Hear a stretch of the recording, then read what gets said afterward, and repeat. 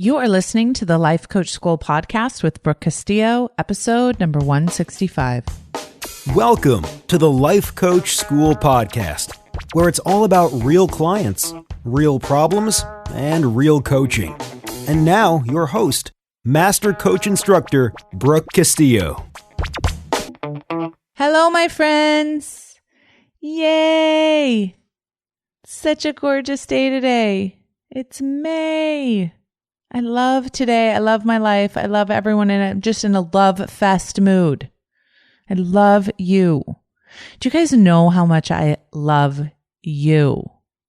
So great. I think about you all of the time. I think about you as my students, as my colleagues, as my friends, as my clients. I love you guys. I really genuinely do. Huge squeeze, okay? So today we are talking about how to be a good mate. Now, when I prepare for these podcasts, I've changed the way I prepare for them ever since I started Scholars, because one of the things that I include in Scholars is the podcast study guide.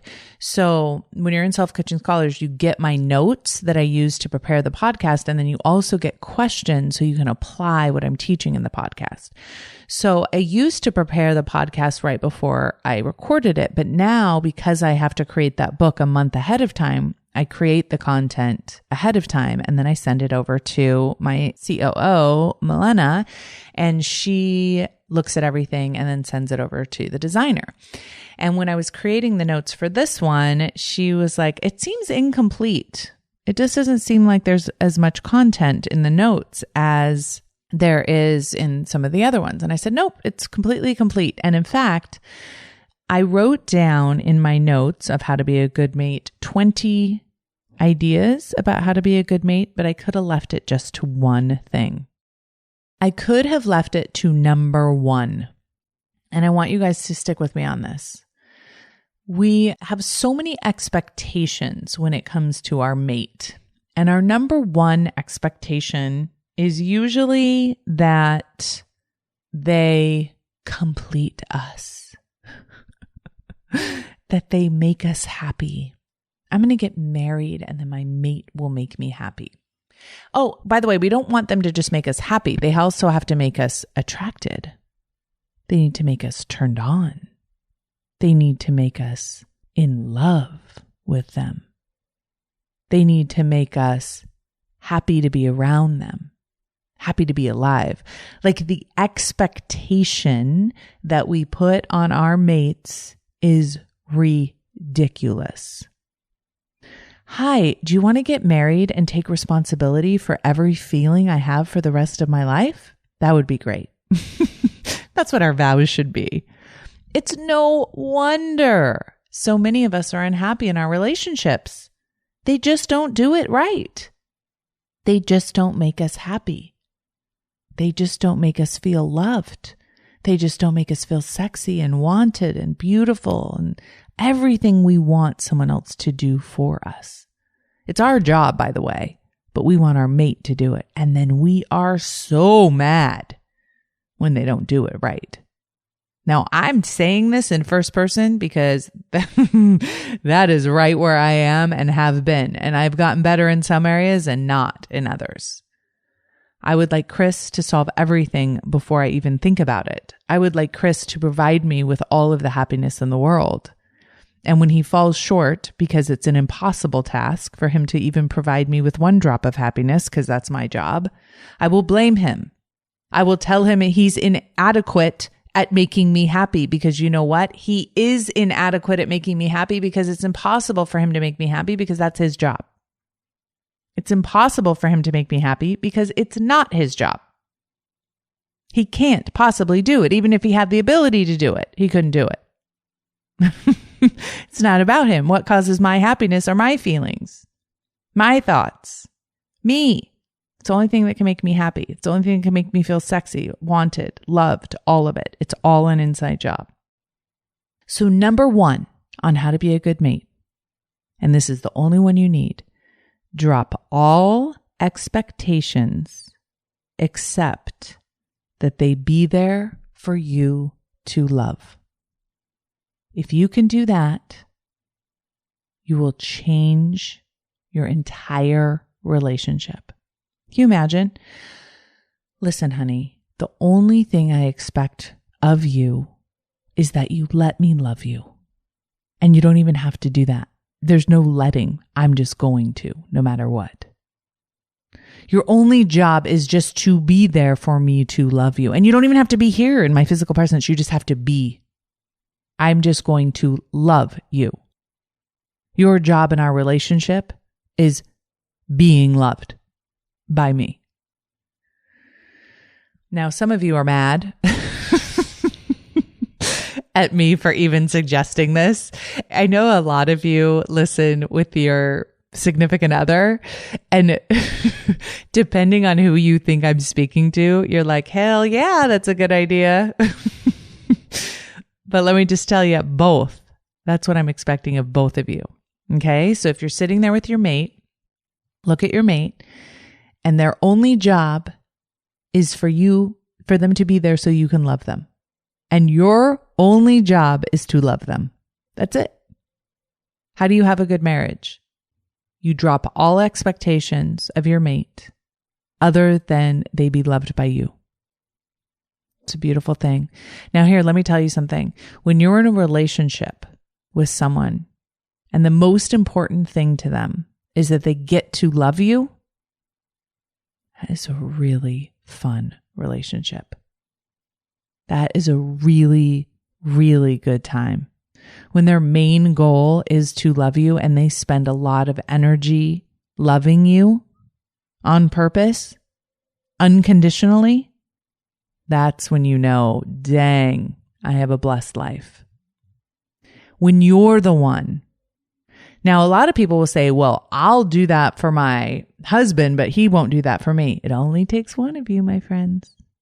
But that's not fair. Who cares? You get to feel love all of the time. All of the time. Your husband is lovable all of the time. Why? Because you're choosing to love him all of the time, even when he's human.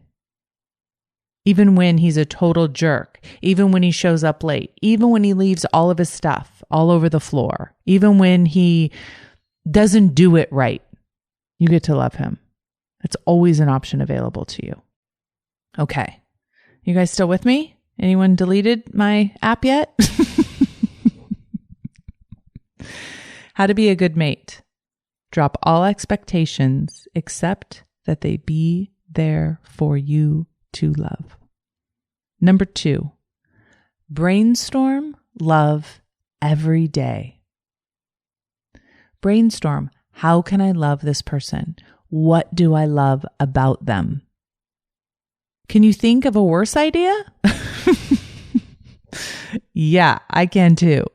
Loving someone is the best idea. Brainstorming how to love them, practicing loving them, thinking about everything that you love about them. So my husband, I love that he has like a buzzed haircut. So I don't have to see like any kind of like receding hair or anything like that. I just love the way he chooses to always shave his head. I think he's so handsome. I love the feel of his head.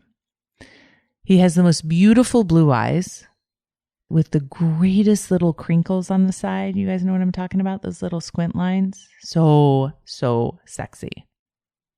The most amazing lips. Always saying the kindest things to me and to everyone he meets. I love his shoulders. I love how big and strong he is. I love the way he always wants to squeeze me all the time.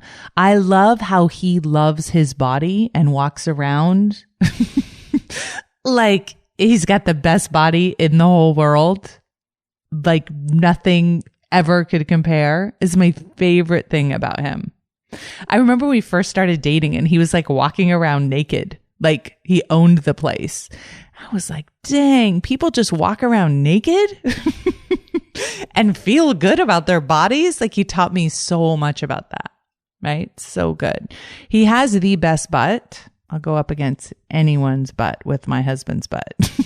Not my butt, but I got his butt. And he's got the most amazing legs that are like strong and amazing and wonderful. And I love how well he like takes care of like his hands and his nails and his toenails. Like nothing is ever gross and skanky about about that. Like he has very good hygiene. He's always clean and, notices that I'm out of gas and goes and gets gas for me. Now, whenever I do this kind of rampage of love, someone will say to me, well, obviously you love your husband. Listen to how amazing he is. Listen to all the lovable things about him. It's so easy for you to love him. And I always think that's so amusing because I'm focusing on all the good things about him. Now, I could sit here and tell you all the things that would be easy not to love about him. I could criticize him and judge him and tell you all sorts of terrible things and make the case for not loving him. And then you'd be like, whoa, yeah, I can understand why you don't love him. So what is the case you're making for your mate? Are you making a case for love? Are you brainstorming love? Or are you brainstorming something very different than love? So when I sit there and tell you everything I love about my husband, when I tell you he's the best man I know, when I tell you he's the kindest person I know, always gives everyone the benefit of the doubt, doesn't ever walk by me in the house without grabbing me and giving me a squeeze. When I tell you all of those things, how do you think I feel? Amazing. Luckiest girl in the world. Best husband in the world. By a long shot, in my opinion. But I want you to feel that way about your husband. I don't want you to think my husband's the best husband in the world. Stay away from him. I want you to think your husband's the best husband in the world. Start at the top of his head and look for everything you love. Everything you love. Brainstorm love about his physical appearance, about the little things that he does, about the funny things he does. I mean, when Chris gets laughing, there's nothing better. Everyone in my family agrees. Like Chris's like loud laugh, like when he like loses it, is the best. The best. So funny. So do that with your husband, with your wife. Now, for some of you, it may be really challenging because you may have been really focused on everything you don't like. So you have to practice. You have to brainstorm. Look for things to love and make them even better in your mind. So look for something to love and then increase your love about it. I was thinking about this. This is funny. I was thinking about this today in the car. I was thinking about how people don't like flies, but we love ladybugs and butterflies. And the reason we love ladybugs and butterflies is because they're so pretty, right? But they're all kind of icky buzzing insects, if we're going to be honest. But I thought I should write a story about a little girl who was a fly. And I should write a story about this little fly girl and how when she was born, she had a hard time and she didn't get enough love from her parents. And one of her wings wasn't quite right.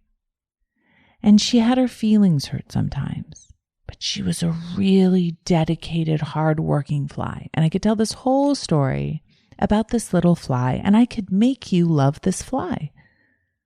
I know I could. I could talk you into loving this fly and her hard life that she had and how she was going to stand up to all the other big flies that were buzzing louder than her, and she was going to be a super fly.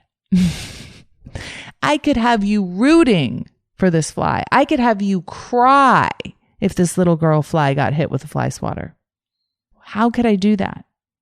By giving you reasons, by telling you stories and thoughts about this fly. I'm giving meaning to this little girl superfly. You can do that with flies. You can do that with butterflies. You can do that with bugs. You can do that with husbands. You can do that with wives. You can do that with boyfriends, lovers, dates. You can fall in love with the fly, my friends, by the story you tell yourself about that fly, about that husband. The story I tell about my husband is a love story on purpose. The story I tell about my husband is that he is the best man I know. on purpose. And when I look at my husband, that is what I see. I see his kindness. I see his carefulness. I see his detail. I see the way he supports me and loves me, encourages me. That's what I see because that's a story I tell. If I told you this story about my little superfly girl, that's what you would see too. If I told you a story about how flies are disgusting and they throw up on you and then they eat their throw up and how they carry all sorts of disease and how disgusting they are and how they buzz and how they like to land on dog poo and then land on your face, you would not love that fly anymore. The story you tell, the thoughts you think about that thing will determine how you feel about that thing. That thing is your mate to tell yourself a good story and then make it even better. Now, I hear some of you, oh, really? So you just want me to be delusional? My friends, you already are delusional. You're telling yourself a story already. You might as well make it a good one. If you think you're horrible, you're delusional. You're just telling yourself a story about you being horrible. If you think your mate is horrible, you're delusional. You're just telling yourself a story about how they're horrible. I don't care how much evidence you have, my friends. Look for evidence the other way and see what you can find. Number 4, for the love of goodness gracious, stop trying to change them. Stop it. Here's why. First, it will not work. I tried to change my mom. I tried to change my husband. I'm still trying to change my kids. It's not working. I am not good at changing other people. And here's what I've noticed. They really don't like it when you try and change them. Have you guys noticed that? Like when you try and change other people, they're not like, yay, this will be fun. I can't wait for you to try and change me. People do not want you to try and change them. You know what people want you to do? Love them. Accept them for who they are. They do not want you to change them. You are trying to change your mate because you think that if they were different, you would be happier. First of all, you cannot change them. Second, if you did change them, you would not be happier because you changed them. You would be happier because you changed your thinking. Stop trying to change your mate. There's so much perfection and goodness and loveliness in just exactly the way they are. Stop trying to make them different than who they are. You're missing who they are by trying to change them. Number 5, stop trying to control them. It feels terrible to try and control someone. You try and manipulate and control them and change them and fix them and have them act in a way that you want them to act. Stop doing that. It feels terrible for you and it feels terrible for them. What if you let go of controlling them? What if you just let them behave the way they behave? What if you let a human being, an adult, just be who they are? What would that be like? Here's what I'm going to tell you, a lot less exhausting. I mean, I don't know from personal experience, but I'm sure you do. Allow adults to be and do. Now, I use the word allow, but I always laugh when I say it because you don't really have a choice. It's not like you have the authority to allow another adult behave the way they do. But when you give yourself that pep talk, oh, I'm going to allow them to do it, it feels better somehow. But here's the thing, you don't really have that ability to allow them, but in your own mind, it'll help you release control. Love to feel good. You can read that 2 ways. Love to feel good or love to feel good. I want you to love your face off. I want you to love when it's so hard to love you don't think you can love. I want you to love on purpose, out loud, as often as you can. Find that person you don't think you can love and love the heck out of them. When your husband or your wife or your partner does something you don't think you can tolerate, challenge yourself to love them anyway. It's super fun, by the way, when they don't expect it. Like they make a mistake and you just love on them. They're like, what is happening? Just tell them self-coaching scholars. Say I'm in this program. Number 8, this one is so important. Be the mate you want to be. How many of you are the mate you want to be? How many of you feel proud about how you're showing up as a wife or as a husband or as a lover or as a boyfriend or as a girlfriend? Are you being the wife you want to be? Have you even asked yourself who that is? Ask yourself, how do you want to be as a wife? And then challenge yourself to be that person. Stop blaming your mate for how you're showing up in the relationship. You're the one. You get to behave how you want to behave, and you are 100% responsible for how you behave. You're not responsible for their behavior. You're responsible for yours, always. When I ask the kids, hey, why did you do that? Their reason is always because of what someone else did. Nope. Your reason is because you chose to do that thing. Decide who you want to be as a mate, and then be that person. Like, if you really think about how you want to be, like if I think about this now, I'm like, oh, I want to do so many more things than I'm doing. I want to say so many more things than I'm saying. I want to tell Chris so many things that I haven't told him. Like, I decided one day that I wanted to be a wife that dressed up, because Chris loves it when I dress up and wear heels and look nice. He's like, every time I do that, he's like, what? He's like, I love you when you're just chilling. He's like, but I really love to see you dressed up. And so what I decided to do is every day for work, even though I work from home, to dress up. I put on a suit or an outfit with heels. He loves those heels, and do my hair and do my makeup. And so now he has a wife. He's like, wouldn't it be great to have a wife that dressed up all the time? Now he has a wife that dresses up all the time. I love doing that. So fun. I do it for myself too. Feels great. But it's also fun to be a wife like that I want to be like, that takes care of her appearance too. Who do you want to be as a wife? You want to be kinder, be nicer, more giving, more loving? What? Decide and do that. Number 9, let it go. Pick no battles. There's that saying, pick your battles. What if you picked no battles? What if you just let it go? I mean, who really cares about that thing? Does it really matter in the big picture? The stupid things that we get angry about, that we miss an opportunity to love about. I mean, I can't even tell you how many things that I have used as an excuse not to love Chris. Stupid ass things. Number 10, tell the truth.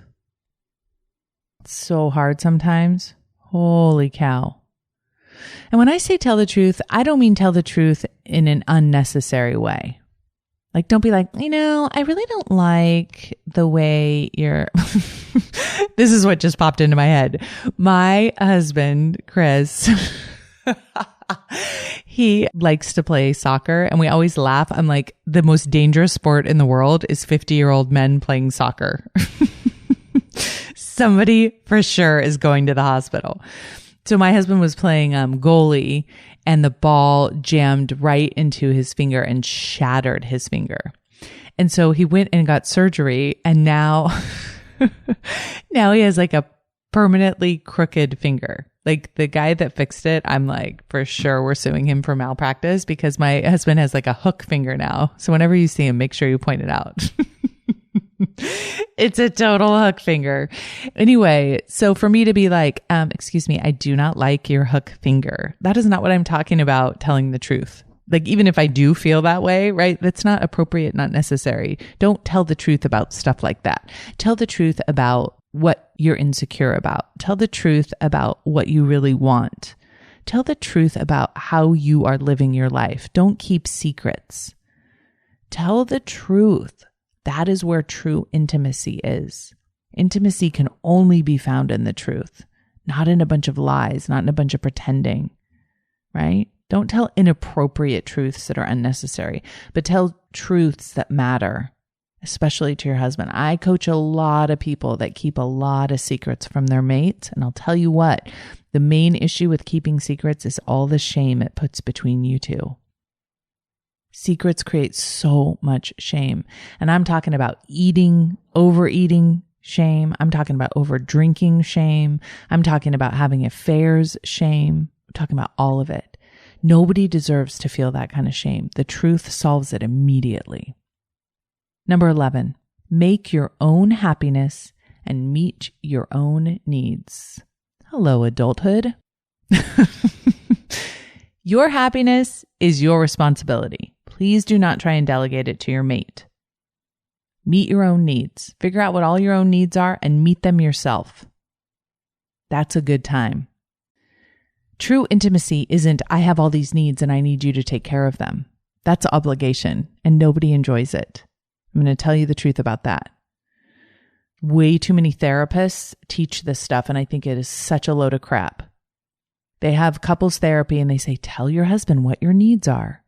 Tell your wife what your needs are. Okay, now you guys need to step up and meet each other's needs. It's kind of like prison. It's like, no, you know what would be so much better? All of a sudden, if I have to meet my own needs, I have a lot less of them. Have you noticed that? This is what we do to our mate, right? We're like, listen, I'm having a hard time being happy myself, so it would be great if you would just make me happy. I can't do it. But if you could do it, that would be great, and I'll stop being mad at you as soon as you make me happy. I want you to accept my body the way it is and love it the way it is. I can't do that. I can't love my own body, but I want you to do it. Right? Stop with the expectations of how other people should behave in order to make us happy. You take care of you. Number 12, never hurt your feelings. Hear what I'm saying there, friends? Whenever you think your mate has hurt your feelings, you've hurt your feelings. Don't do that. Don't use your mate as an excuse to hurt your own feelings. Number 13, my friends, stop complaining. Stop it. Sometimes I say that to the clients and scholars. I'm like, stop doing that. They're like, I need a little bit more direction. I'm like, no, it's pretty clear. That's the direction I have for you. Stop it. Stop complaining. No upside. Nobody wants to hear you complaining. Complaining gets nothing done. Nobody's like, oh, fantastic, you complained. Really enjoying fixing your complaint. Complaining doesn't serve you. It doesn't serve your relationship. There are many more productive ways. Number 14, stop justifying. Notice how we want to justify being angry. We want to justify complaining. We want to justify our excuses. We always want to justify things that hurt us. Listen, you don't want to feel the way you're feeling. Why would you spend time justifying it? Number 15, question everything. People are afraid to question their relationships because they're afraid they'll leave. One of my friends one time came to me and was thinking about her relationship and thinking about how unhappy she was in a relationship. And one of the things she said to me is, divorce isn't an option. I said, well, there's your problem. I said, if divorce isn't an option, you have no motivation to make that relationship better. You're just going to suffer silently. When divorce is an option, you have much more motivation to make it better or leave. And so I always, Chris and I always say, man, that door is always open for both of us. That's freedom.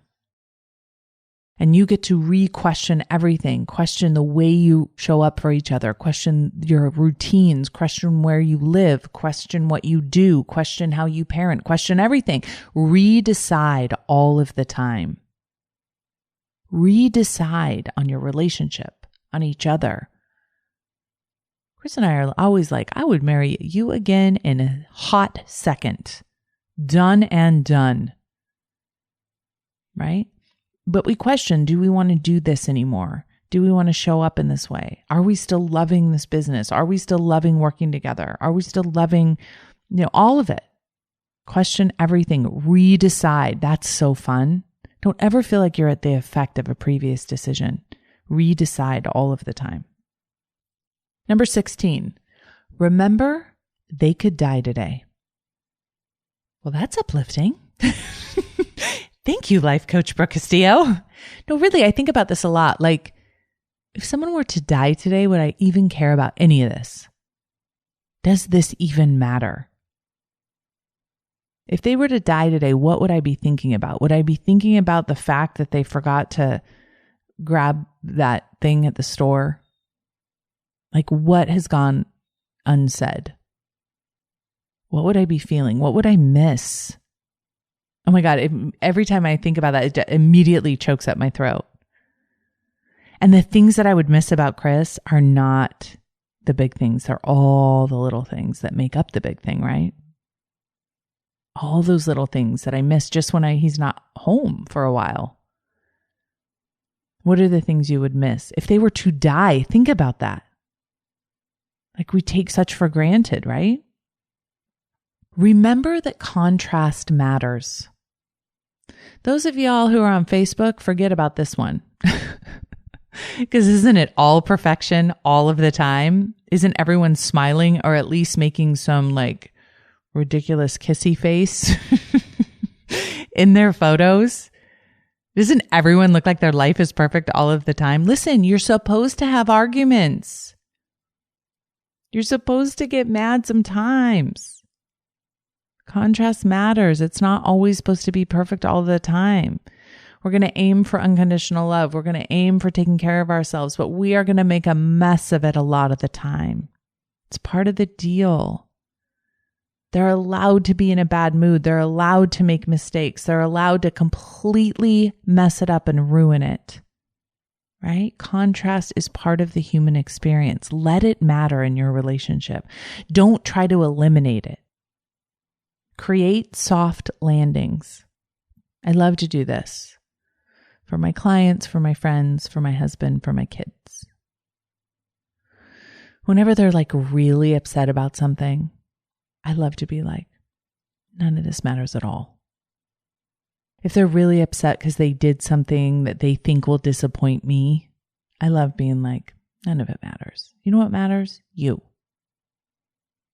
Create a soft landing for someone when they're upset, when they make a mistake, they know you're the one. You're the one they can land on, right? Because at the end of the day, we all screw it up. We all make a mess of it. And isn't it great to know that there's that person that you can go to that will create a soft landing for you? Celebrate their greatness. Listen, everyone without exception has greatness within them. And I will tell you, without my husband, Chris, I would be a lot less outwardly great. I would have expressed a lot less of my greatness. One of the things my husband does for me is celebrate me with me. And I celebrate him with him. Think about your mate and what is great about them. They have greatness and you know it. Celebrate it with them, for them. When they can't, you celebrate it. And finally, number 20, greet them like a puppy. I'll talk to you guys next week. Hey, if you enjoy listening to this podcast, you have to come check out Self-Coaching Scholars. It's my monthly coaching program where we take all this material and we apply it. We take it to the next level and we study it. Join me over at thelifecoachschool.com/join. Make sure you type in the lifecoachschool.com/join. I'd love to have you join me in Self-Coaching Scholars. See you there.